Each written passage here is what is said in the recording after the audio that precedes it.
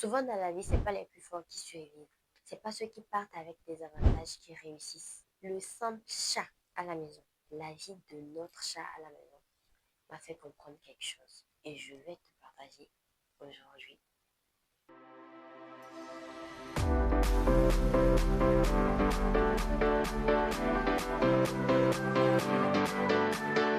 Alors je vous raconte tout de suite l'histoire de notre chat à la maison. À sa naissance, il était faible. Il était même le plus petit, très faible. Il a très vite expérimenté des épreuves de la vie. Oui, on va dire ça comme ça. Il était tout le temps malade, il est même rentré sous le fourneau, il a été blessé.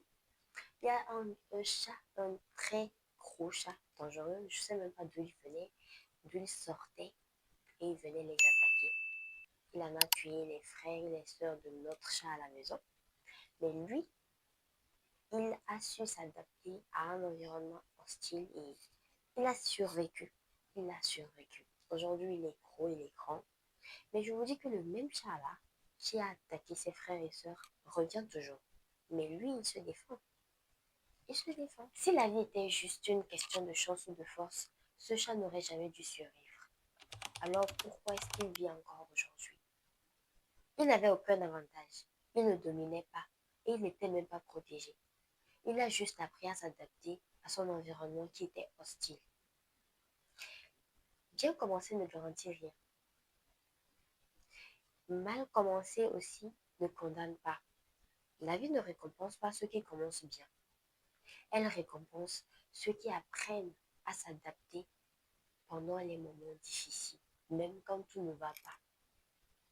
Tu apprends à t'adapter à ta situation, à t'ajuster pour pouvoir t'en sortir.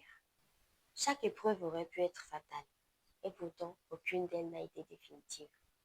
Un échec n'est pas une identité. Une chute n'est pas un verdict. La vie ne dit pas que tu n'es pas capable. Elle dit voyons ce que tu feras avec ce qui t'arrive, bon ou mauvais, surtout mauvais. Le danger n'a pas disparu. Le chat dangereux revient toujours. Mais il ne subit plus de la même manière qu'avant. Les problèmes ne disparaissent pas toujours. Ce qui change, c'est qui nous devenons face à eux. La vraie victoire, ce n'est pas l'absence de difficultés. C'est de pouvoir se tenir debout quand elles reviennent. Prenons l'exemple de la CAN. Le Sénégal est champion d'Afrique 2025. Comme quoi dans la vie, quand on tombe, il faut savoir se relever. Ils sont rentrés dans les vestiaires. Ils sont revenus et ils ont gagné. Est-ce que quand vous regardez la CAN, le match avec le Maroc, est-ce qu'il y avait même un soupçon de chance? Est-ce qu'il y avait quelque chose en leur faveur qui pouvait même nous faire rêver que le Sénégal allait réussir? Tout était en leur défaveur. Mais ils ont réussi. On ne tombe pas pour rester à terre.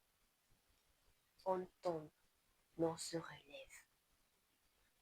C'est ça.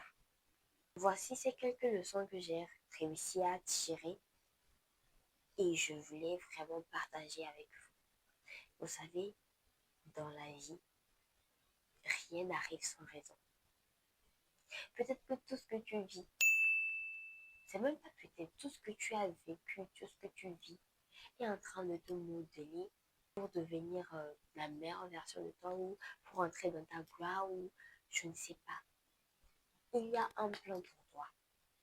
Si tu tombes, relève-toi. J'ai parlé d'une solution dans la précédente vidéo qui m'avait permis de me remettre sur pied. Je vais vous la présenter dans les prochains jours. Il y a eu un léger souci, du coup, je vais vous la présenter dans les prochains jours. Et merci pour tous vos vues, tous vos vues, vraiment merci sur la précédente vidéo. Je vous dis merci.